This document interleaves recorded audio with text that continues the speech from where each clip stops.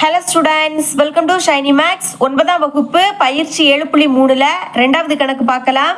ஒரு தீப்பெட்டியின் அளவுகள் 6 centimetre into 3.5 centimetre into 2.5 centimetre என உள்ளது.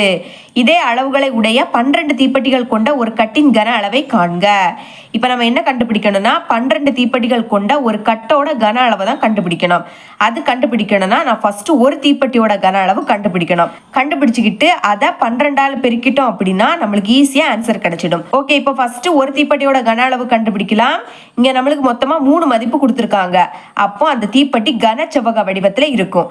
அதனால அந்த தீப்பெட்டியோட கன அளவு கண்டுபிடிக்கணும்னா கனச்செவ்வகத்தோட கன அளவு ஃபார்முலாவை யூஸ் பண்ணிக்கணும். எழுதிக்கலாம். கனச்செவ்வகத்தின் கன அளவு is equal to L into B into H கன அலகு. இதுதான் நம்மளோட ஃபார்முலா. இப்போ பாருங்க, 3 மதிப்புல ஃபர்ஸ்ட் இருக்கக்கூடியது நீளத்தோட மதிப்பு. நீளம்னா எல், எல்லோட மதிப்பு 6 சென்டிமீட்டர் எழுதிக்கலாம். இனிமே ரெண்டாவது இருக்கக்கூடியது அகலம், அகலம்னா பி, பியோட மதிப்பு 3.5 சென்டிமீட்டர். ஓகே, இனிமே மூணாவது இருக்கக்கூடியது உயரம், உயரம்னா ஹெச், ஹெச்சோட மதிப்பு 2.5 சென்டிமீட்டர்.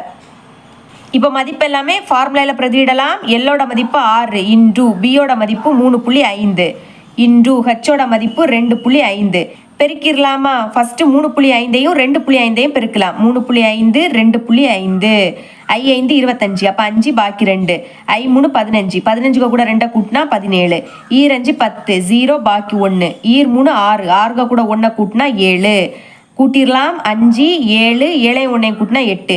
இங்கே ஒரு நம்பர் தள்ளி புள்ளி இருக்குது, இங்கே ஒரு நம்பர் தள்ளி புள்ளி இருக்குது. அப்போ டோட்டலாக ஆன்சரில் 2 நம்பர் தள்ளி புள்ளி வைக்கணும். இப்போ இதுக்கு கூட 6ஐயும் பெருக்கிடலாம். அப்போ 6 5 30, 0 பாக்கி 3. இனி 6 7 42, 42 கூட 3 கூட்டினா 45, அப்போ 5 பாக்கி 4.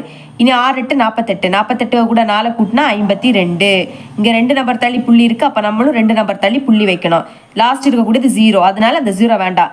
இப்போ என்ன கிடைக்குது? 52.5 அலகு எழுதணும். எல்லாமே சென்டிமீட்டரில் கொடுத்துருக்கனால நம்மளும் சென்டிமீட்டர் அப்படின்னு எழுதிக்கிட்டு கன அளவு கண்டுபிடிக்கிறோம். அதனால இதோட அடுக்கில் 3ன்னு எழுதிக்கணும்.